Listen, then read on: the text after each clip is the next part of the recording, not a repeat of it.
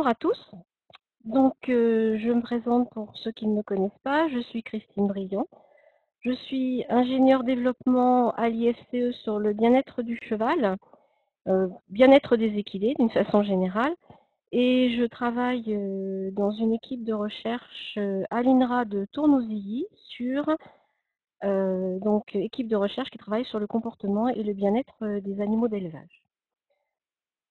Donc la conférence d'aujourd'hui va durer environ 20 minutes. À l'issue de la conférence, vous pourrez poser vos questions par l'intermédiaire du chat. Également, vous pourrez télécharger la conférence à la fin, voire d'ici quelques jours sur les sites de l'IFCE. Et par ailleurs, nous voudrions vous demander votre contribution pour remplir à la fin de la conférence un questionnaire sur votre avis concernant les différents points de cette conférence, ceci afin de toujours nous améliorer. Donc je vais déconnecter la caméra et on va commencer la conférence en elle-même. Alors, donc le sujet d'aujourd'hui, c'est les stéréotypies. Il y aura donc deux conférences. Aujourd'hui, on va aborder plus précisément la description des stéréotypies, quels sont les facteurs susceptibles de les déclencher et quels sont les mécanismes qui sont proposés aujourd'hui, dans leur expression. Et la semaine prochaine, même heure, même endroit, on essaiera de répondre aux questions suivantes. Faut-il à tout prix empêcher les stéréotypies? Et que peut-on faire pour les prévenir? Et que peut-on faire quand on est en présence d'un cheval qui exprime une stéréotypie? Alors, tout d'abord, définition des stéréotypies. Les scientifiques les définissent ainsi. Ce sont des séquences de mouvements répétitifs et relativement invariants, sans but ni fonction évidente. Ce sont en fait des indicateurs comportementaux de restriction présents ou passés dans la possibilité d'exprimer des comportements. Donc, concernant les indicateurs comportementaux, vous pouvez aller voir les deux précédentes conférences que j'ai faites sur les indicateurs de bien-être, ou bien évidemment, les stéréotypies sont citées dans les indicateurs comportementaux. Alors, autre chose importante, la fréquence des stéréotypies est souvent sous-estimée.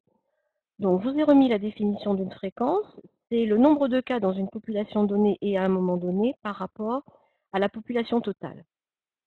Alors, pourquoi cette fréquence est-elle sous-estimée? Il y a plusieurs propositions qui sont faites par les scientifiques, soit parce que les gens tout simplement ne connaissent pas ces comportements et donc ne savent pas qu'ils sont anormaux, soit parce que en fait on n'observe pas suffisamment les chevaux et parfois certaines stéréotypies sont relativement subtiles et donc en fait on ne les voit pas.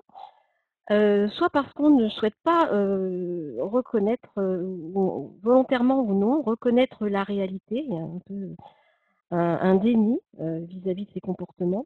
Soit, et ça c'est l'hypothèse qui est proposée par l'équipe du CNRS de Rennes, on est dans une situation d'hyper-expression, c'est-à-dire qu'on est dans un effectif où beaucoup d'animaux présentent ces stéréotypies, et en fait dans ces conditions-là, il est connu qu'on ne voit plus, on ne les voit plus, et c'est parce que c'est considéré comme des comportements normaux.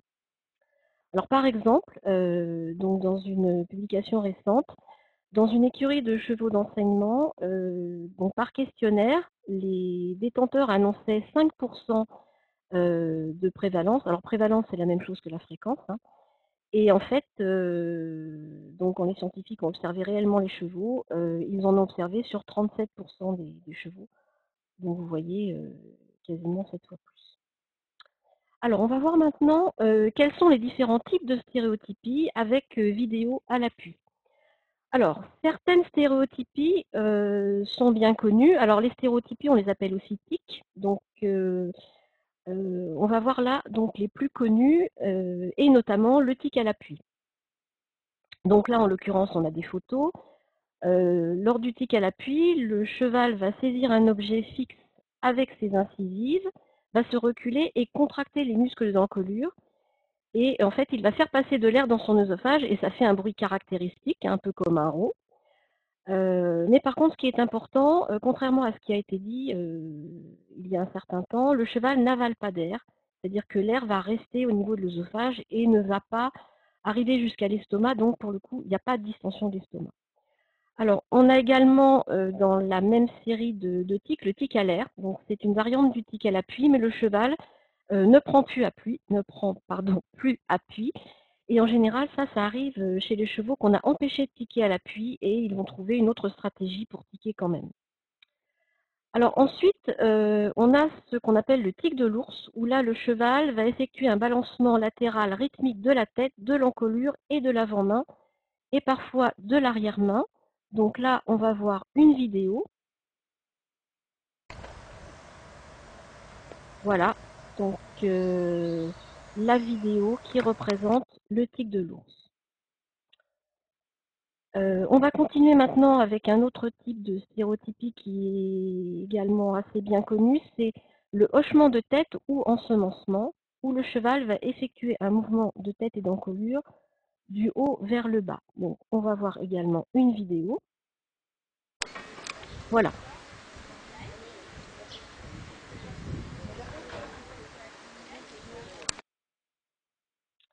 Alors ensuite, il faut dire également qu'il y a l'encensement peut correspondre également à une pathologie qui n'est pas un tic et dont je vous parlerai la semaine prochaine parce qu'effectivement là pour le coup il s'agit d'une pathologie que l'on peut éventuellement traiter. Alors maintenant, il y a également le tic ambulatoire où le cheval va tourner sans arrêt et en rond ou selon un trajet toujours identique dans son box. Donc là, on voit sur la photo que la paille est toujours foulée au même endroit. Et donc, en fait, là, le cheval se déplace très rapidement dans son box. Et bien évident que là, ça peut provoquer des problèmes articulaires ou tendineux vu que l'espace est assez réduit. Donc maintenant, on va parler des stéréotypies ou tics un peu moins bien connus, dans la mesure où les chevaux sont très inventifs hein, dans ce domaine. Donc par exemple, voilà une vidéo d'un cheval voilà, qui fait des mouvements avec sa langue. En fait, il pète sa langue. Et donc ça fait bien partie des stéréotypes.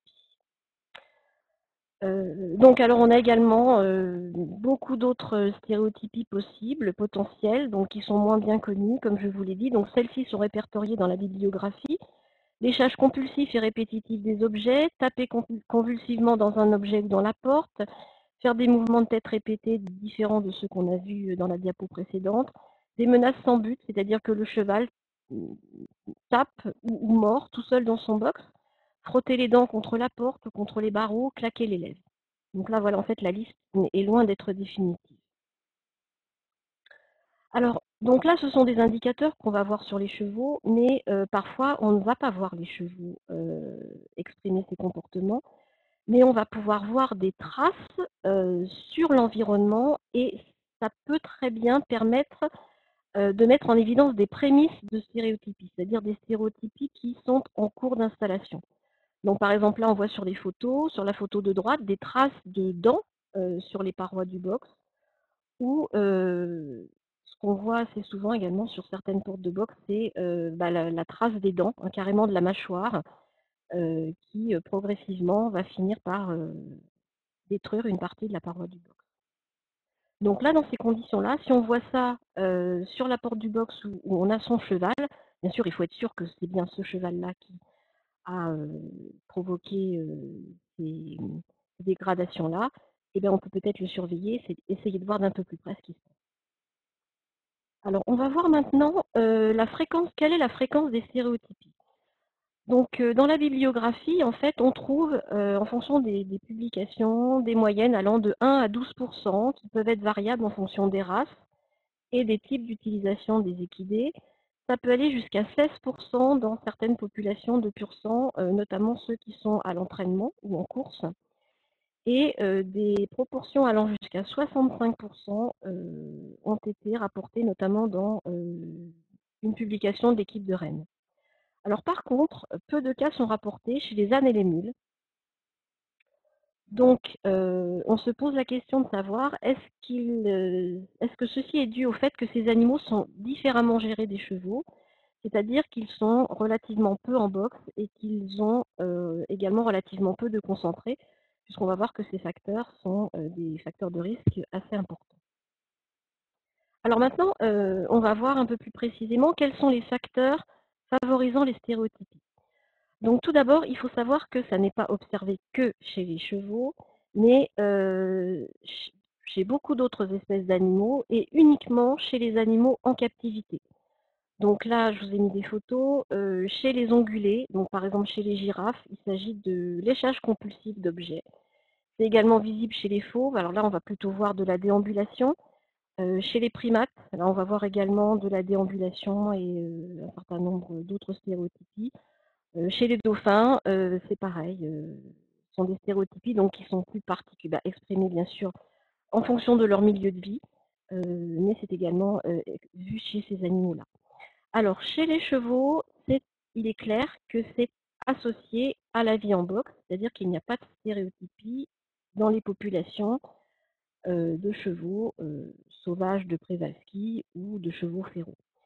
Et c'est donc associé aux restrictions alimentaires, sociales et spatiales. Sachant que les facteurs alimentaires sont ceux qui ont été les plus étudiés et que les facteurs spatiaux vont intervenir quand ils vont être associés aux deux autres. Alors, on va voir un petit peu plus précisément comment cela va se passer.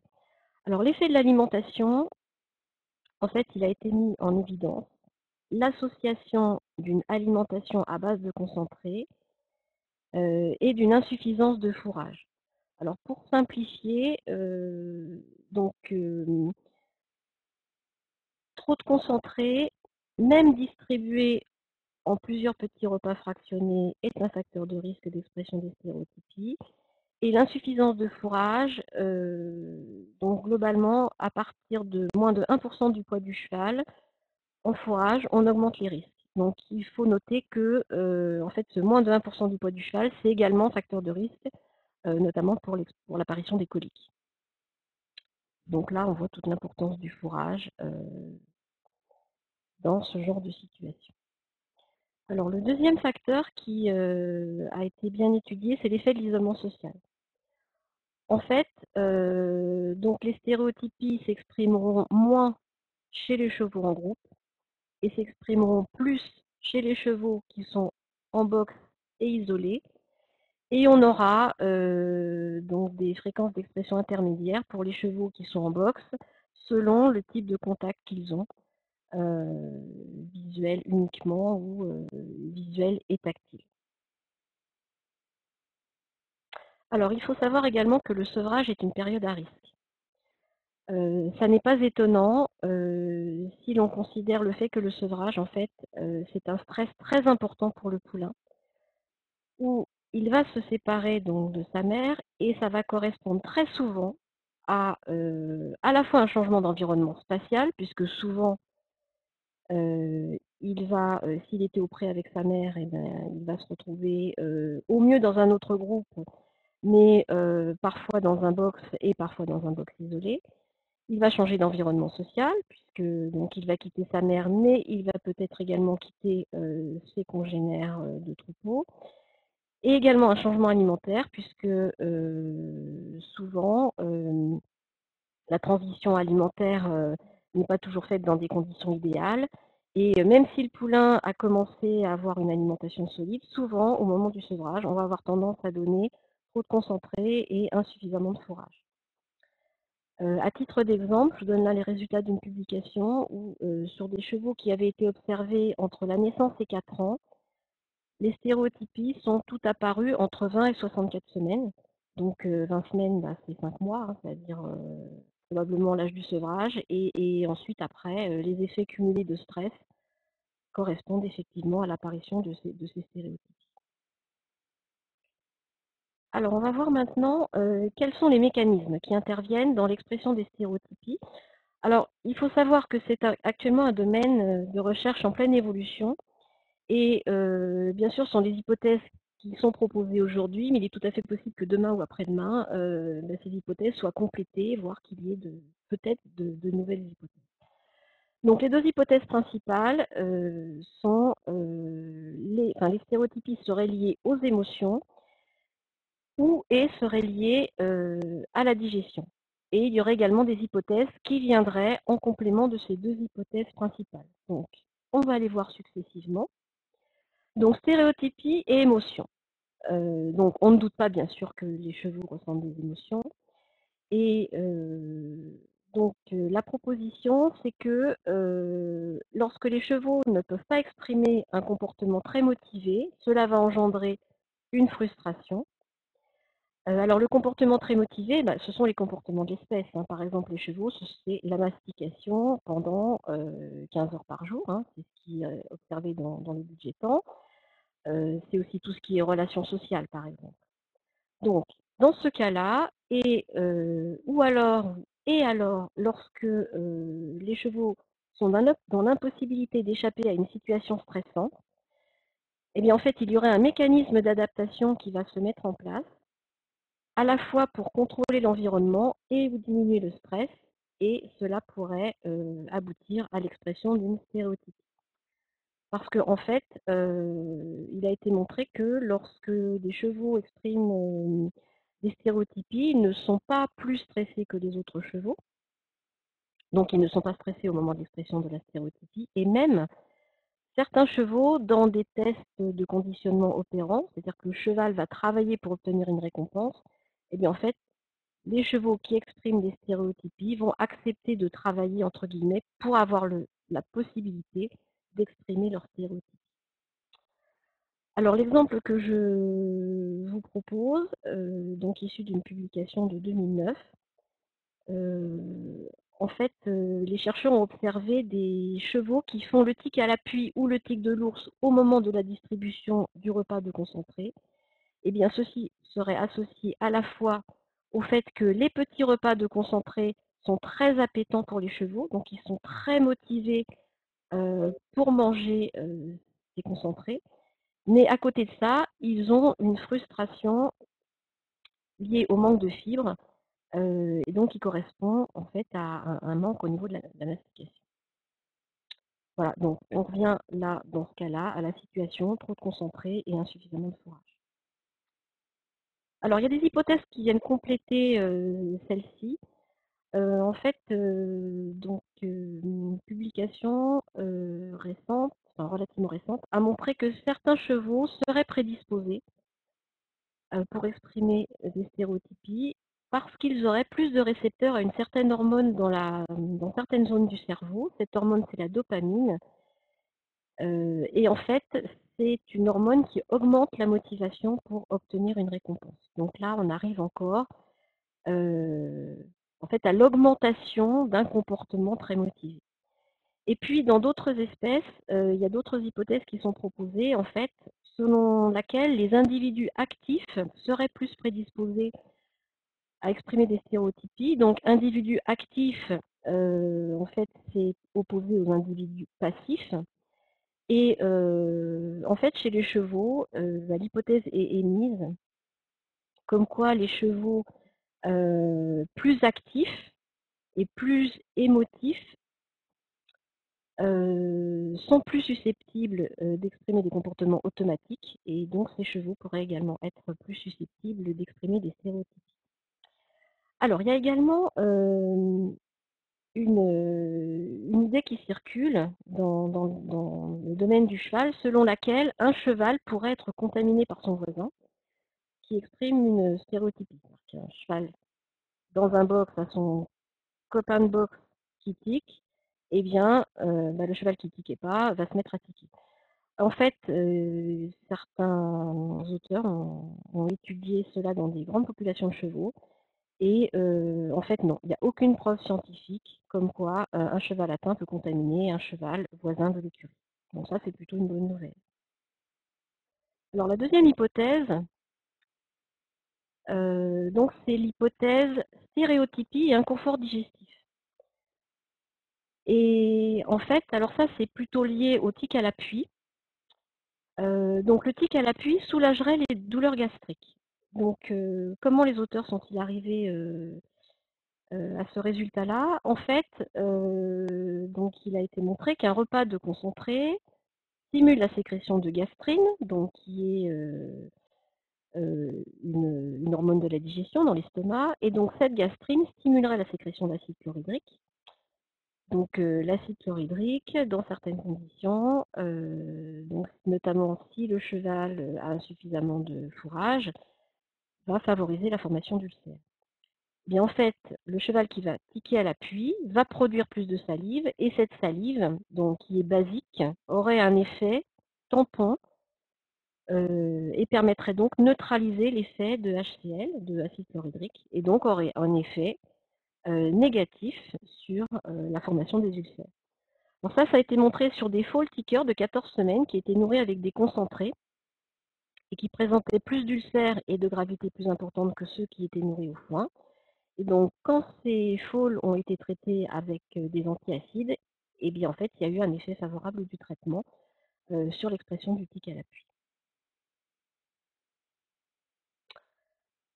Voilà, donc, ce qu'il faut retenir de cette première conférence sur les stéréotypies. Donc, les stéréotypies sont des indicateurs de mal-être présents ou passés, liées à l'impossibilité d'exprimer des comportements de l'espèce. Elles sont associées à l'alimentation, au déplacement et aux relations sociales, donc bien sûr à une insuffisance dans ces trois domaines, et leur fréquence est souvent évaluée. D'où le conseil qu'on ne donnera jamais assez lorsqu'on parle de bien-être, c'est d'observer son cheval pour éventuellement détecter les prémices de toute stéréotype.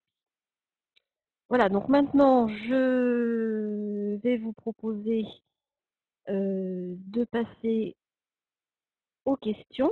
Je pense que le questionnaire de satisfaction, c'est tout à la fin.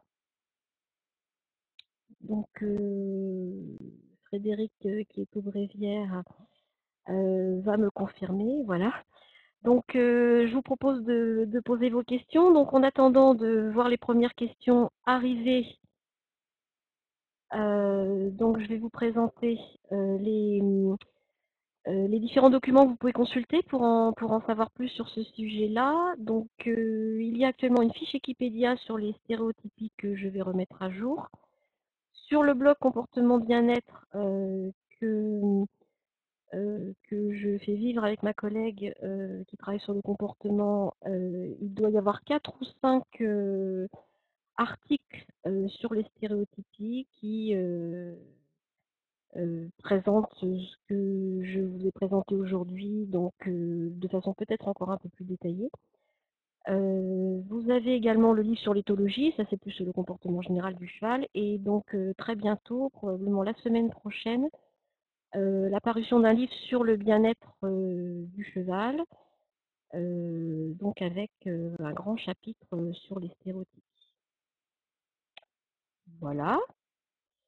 Alors je peux également vous parler des prochaines webconférences. Alors si ça veut bien, il manque une diapo. Ou alors elle ne veut pas charger, je ne sais pas. Non, non, non.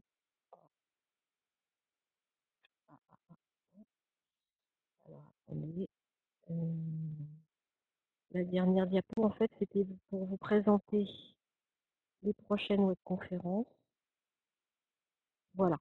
Donc, la semaine prochaine, donc même heure, même date, ce sera le deuxième volet de ce sujet. Et donc, sinon, la prochaine webconférence que j'ai prévu de faire, c'est le 11 juillet. Donc, sur les indicateurs de bien-être, dont je vous ai déjà présenté 2 conférences sur les indicateurs de bien-être du cheval, mais plutôt au box et au repos. Et donc là, je vous présenterai les indicateurs de bien-être du cheval au travail, qu'ils soient au travail à pied, monté ou attelé. Donc, alors la première question, les stéréotypies peuvent-elles avoir des conséquences physiques nocives sur le cheval? Alors, sur ce sujet-là, effectivement, bon, je vous en parlerai peut-être plus la semaine prochaine, mais en fait, il y a relativement peu de conséquences sur la santé du cheval. Donc pendant un certain temps, on pensait que le cheval avalait de l'air. Donc bien évidemment, ça si c'était le cas, ça pouvait avoir un effet de distension de l'estomac ou de distension du tube digestif. Et ça, effectivement, c'était plutôt mauvais hein, au regard des coliques, mais en fait, c'est pas le cas.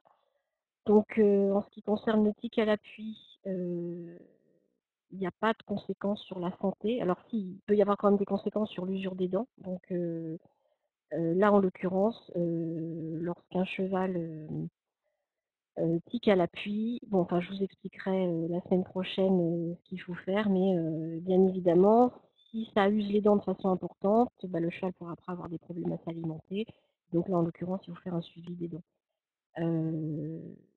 L'autre problème qui peut être posé sur la santé, c'est le tic ambulatoire, hein, vous l'avez vu. Tic ambulatoire, ou alors effectivement, mais ça c'est pour les chevaux qui vont exprimer ces stéréotypies pendant une grande partie de leur temps. Bon, en général, c'est pas plus de 10 à 15% du budget temps, mais un cheval qui va tourner dans son box effectivement 15 heures par jour, bah là c'est sûr qu'on va avoir des problèmes au niveau articulaire, au niveau tendineux, au niveau ligamentaire, ça c'est tout à fait possible. Et de même, un cheval qui va encenser, qui va faire des mouvements de tête, on pourra aussi avoir des problèmes au niveau des cervicales. Donc voilà, en fait c'est lié plus aux mouvements répétitifs, anormaux, qui peuvent avoir des conséquences au niveau articulaire ou tendineux. Alors, question numéro 2. La modification des plages horaires de distribution des aliments peut-elle être un facteur limitant les stéréotypies? Bon, je vous parlerai la semaine prochaine. Hein. Ça, en fait, c'est le sujet de la semaine prochaine. Modification des plages horaires, je suis pas sûre. En fait, les chevaux aiment bien tout ce qui est prévisible et contrôlable. Et donc là, en l'occurrence, c'est des chercheurs qui... je suis désolée, la petite musique, c'est mon ordinateur qui m'envoie en permanence un message d'alerte d'antivirus. Donc, c'est ce qu'on a eu pendant toute la webconférence. Donc en fait, oui, les chercheurs qui travaillent sur le bien-être des animaux d'élevage disent que les animaux aiment bien la prévisibilité, mais aussi ils aiment bien quand une récompense parfois peut arriver de façon imprévisible. Par contre, si on modifie les plages horaires, bon, bah, l'alimentation ne va pas arriver à l'heure prévue. Et donc, je pense, bon, là pour le coup, j'ai pas de publication à vous mettre en face, mais que si on change les plages horaires, pour le coup, pour eux, ce sera plus prévisible et ça risque de les gêner plus qu'autre chose. Ce qu'il faut faire, c'est que les chevaux aient du foin quasiment à volonté. Et là, pour le coup, il n'y a plus le facteur hyper appétant déconcentré. Et dans ces cas-là, eh ben, effectivement, c'est comme ça qu'on va limiter les stéréotypes. Alors par contre, apporter une récompense imprévisible en plus du régime alimentaire habituel, ça, probablement oui. Donc là, c'est pareil. Ce que je vous dis là, c'est en fonction de ce qu'on commence à savoir dans les autres espèces d'élevage, notamment les ovins. Alors, question numéro 3. Ma jument qui vit au pré, enfonce et tête sa langue, uniquement en situation de travail. Est-ce une stéréotypie? Alors, bon, là, bah, en fait, je ne sais pas répondre de façon tranchée. C'est clair que c'est un comportement d'inconfort. Voilà, si elle fait ça en situation de travail, c'est probablement qu'elle associe le travail à une situation d'inconfort et peut-être effectivement ça s'est transformé en stéréotype. Donc là pour le coup, dans ces conditions-là, bah, il faut essayer des choses. Il faut essayer de voir si en changeant éventuellement des choses, ça peut modifier ça. Donc quand je dis changer des choses, c'est surtout pas dans la contrainte. Hein, donc surtout pas en mettant une muserolle serrée et en empêchant le cheval d'ouvrir la bouche, mais en essayant différentes choses. Hein, peut-être travailler à pied, voir si c'est la même chose. Est-ce que c'est comme ça en longe? Est-ce que c'est uniquement monté? Est-ce que éventuellement c'est essayer de voir à pied si c'est la même chose? et essayer après progressivement, voir dans quelles conditions elle fait sa montée. Donc, il est possible que changer de mort, ça va peut-être modifier ça un petit peu au début, mais ça reviendra probablement. Donc, mais une chose est sûre, c'est pas normal. Voilà, pas un comportement d'inconfort. Est-ce que c'est une stéréotypie ou pas? Bon là, après, on arrive sur du vocabulaire, hein, mais effectivement, elle montre qu'il y a quelque chose qui va. Alors, question numéro 4. Ma jument met sa langue sur le côté parfois quand elle n'est pas montée, mais presque systématiquement quand elle a un mort et qu'elle travaille peu. Elle rentre sa langue quand elle vient se placer. Peut-on parler? Non. Donc ça, c'est pas une stéréotypie, ça c'est une. Enfin, je pense pas, hein, puisque c'est pas du répétitif sans but ni objectif. C'est plutôt, là, on verra plutôt ça quand on parlera des indicateurs du cheval monté. C'est probablement c'est un peu la même chose que la question précédente, hein, alors, ah oui, par contre, parfois quand elle n'est pas montée. Bon, là, après, on arrive à des comportements qui sont spécifiques d'un cheval, donc c'est vraiment difficile de faire un diagnostic, parce qu'il peut aussi y avoir des problèmes nerveux, mais des problèmes pas de paralysie, mais des problèmes de moins de sensibilité des nerfs. Mais bon, si c'est pas en permanence, effectivement, c'est probablement pas ça. Mais quand elle a son mort dans la bouche, c'est un signe d'inconfort. Alors après, quand elle vient se placer, il est possible qu'elle associe ça en fait à entre guillemets une contrainte. Après, tout est dans les renforcements positifs et négatifs. Donc ça devient assez subtil. Mais enfin, une chose est sûre, voilà, c'est pas normal, donc il faut essayer de trouver le moyen de savoir quelle en est l'origine et d'essayer de trouver le moyen en changeant des choses, mais jamais dans la contrainte, de voir si on va diminuer ça. Mais c'est peut-être pas dû à vous, hein, c'est peut-être dû à un précédent cavalier. Et en fait, les chevaux ont une très bonne mémoire et une fois que ce genre de comportement est ancré, ils peuvent le conserver. Alors, question numéro 5. Mes chevaux sont en grand troupeau en dehors à l'année, mais tic à l'appui au moment d'être scellés, peut-on parler de stéréotypie? Alors, il y a mes chevaux, mes tics à l'appui. Donc, c'est-à-dire qu'il y a un cheval, a priori, si je comprends bien, qui tic à l'appui. Bah, le tic à l'appui, oui, ça c'est une stéréotypie. Hein, il y a pas de. Donc, ça, j'avais jamais entendu parler de ça. Donc, comme quoi, il y a, je dirais, quasiment autant de stéréotypies que de chevaux qui les expriment. Mais bon, ça signe bien également. C'est-à-dire que le cheval associe le fait d'être scellé à un stress. Et en fait, il s'est adapté à ça en faisant le tic à l'appui. Et en fait, il diminue son stress en tiquant à l'appui au moment d'être scellé. Donc là, pour le coup, bon, on en reparlera la semaine prochaine, mais il faut essayer de faire des choses, hein, du style lui donner du foin pendant que vous le scellez, le sceller en renforcement positif. Enfin, bon, je pense qu'il y a moyen, il faut essayer des choses. Bon, je ne dis pas que ça va marcher, ça dépend depuis combien de temps le cheval exprime ce comportement.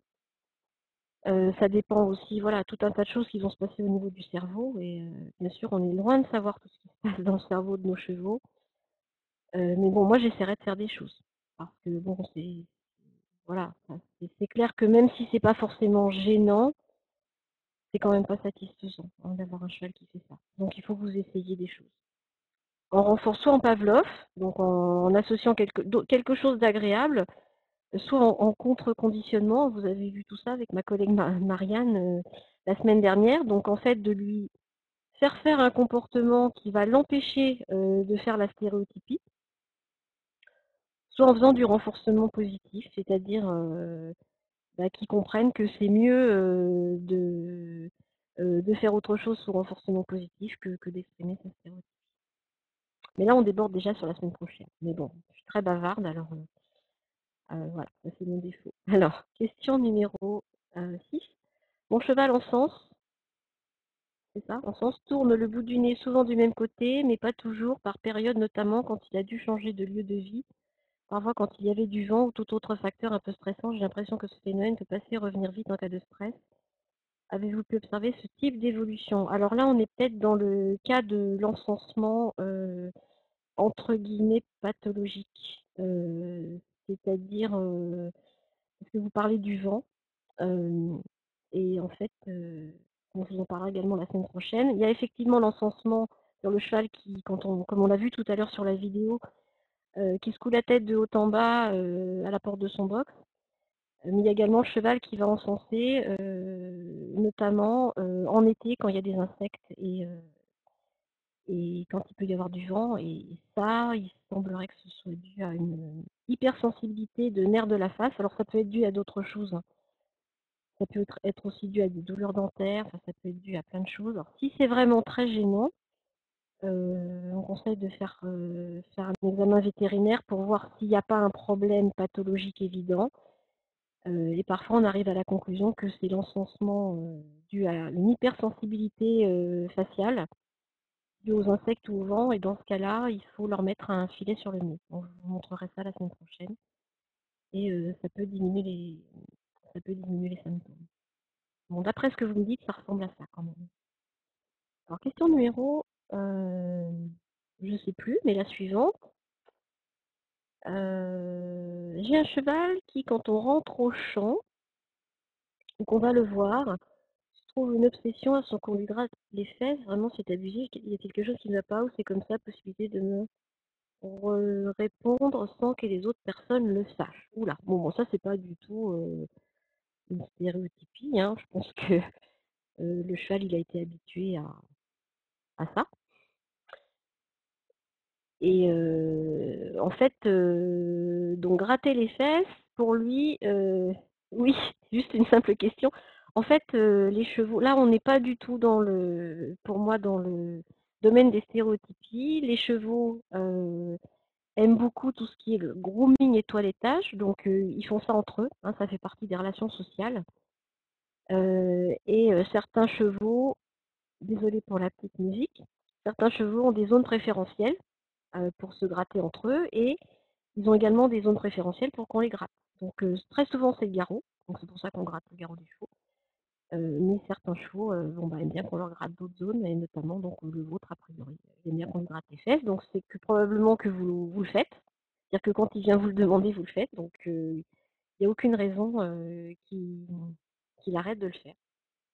Donc, mais ça, c'est pas du tout une stéréotypie. Non, non, c'est pas que ça va pas, au contraire, c'est qu'il a probablement une relation particulière avec vous. Et, et voilà, rassurez-vous. Donc, faites quand même attention de ne pas recevoir un coup de pied si il part brutalement rejoindre des copains. Alors, question numéro 7. Le cheval peut-il avoir des tics au travail? Par exemple, un cheval qui secoue tout le temps la tête quand il est monté, est-ce un tic? Oui, alors ça, effectivement, tic ou inconfort, hein, là encore, on est à la limite entre les deux choses, mais en fait, c'est pas normal. Voilà. L'un comme l'autre, c'est pas normal. Donc là, pour le coup, on est en fait à la limite entre l'éthique et les indicateurs de mal-être au travail.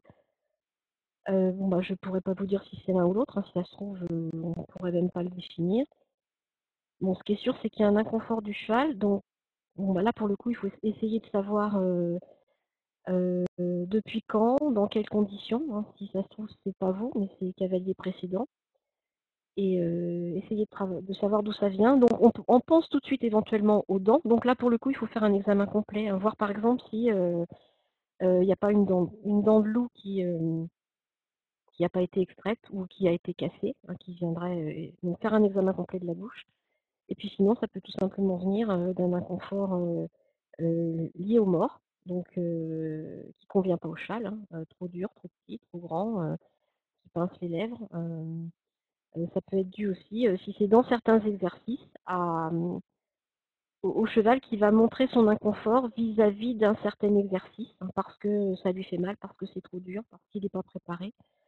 Donc là, pour le coup, il faut essayer de revenir en arrière, essayer de comprendre comment c'est venu, Et puis, comme j'ai dit pour le cheval précédent, essayez de voir au niveau du travail en longe, au niveau du travail à pied, vraiment quel est le moment où ça se déclenche pour essayer de comprendre et essayer de changer des choses. Mais pareil, jamais dans la contrainte. On le répétera jamais assez.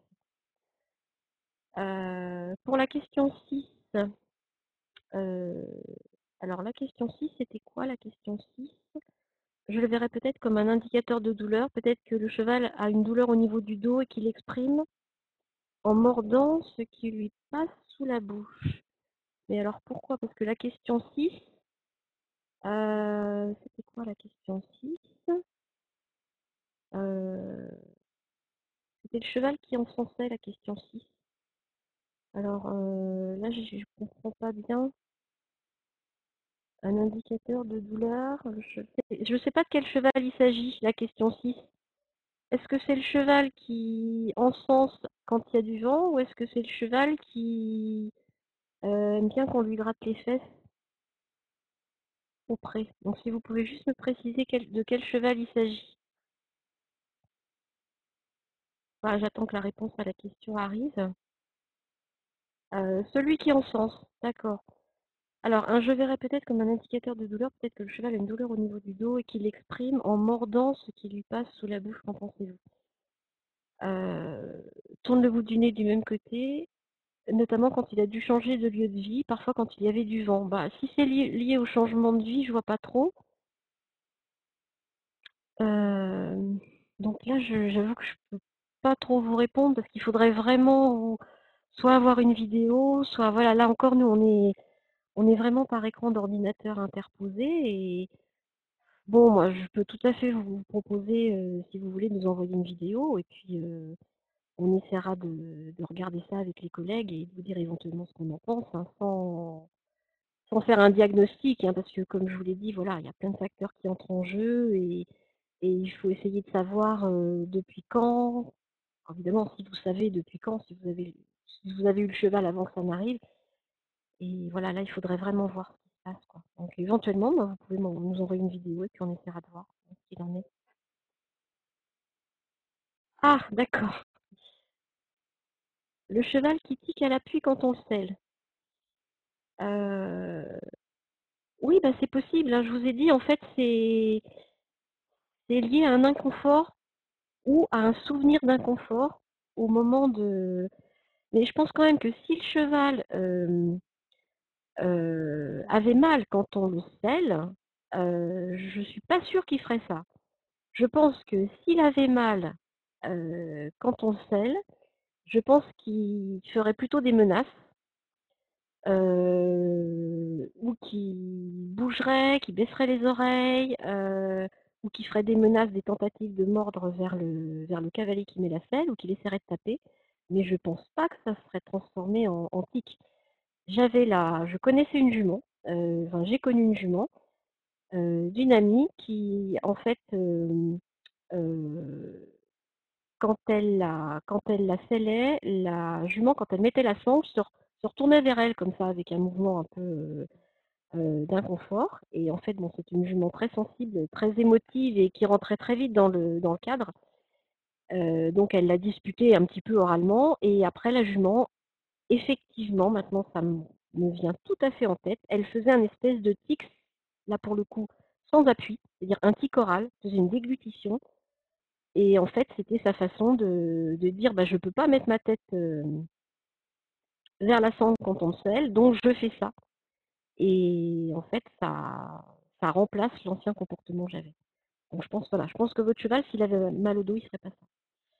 Bon, ça n'empêche pas que vous puissiez essayer de savoir s'il a mal au dos d'une autre façon, hein, en palpant le dos, en essayant de voir s'il y a une zone un peu plus douloureuse qu'une autre. Et bon, après vous serez fixé. Mais je ne pense pas que ce soit ça. Donc voilà, a priori, on n'a plus de questions.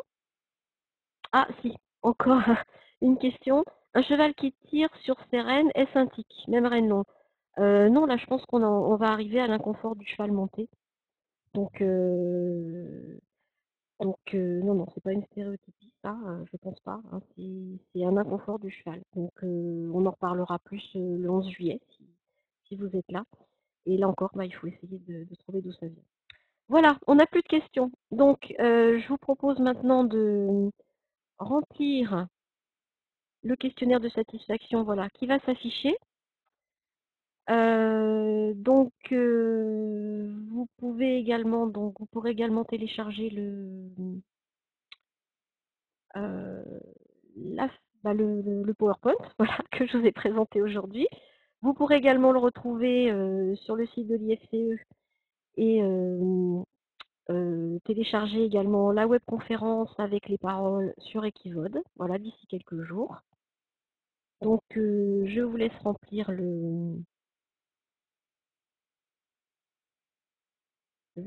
le questionnaire de satisfaction. Je vous remercie pour votre présence aujourd'hui.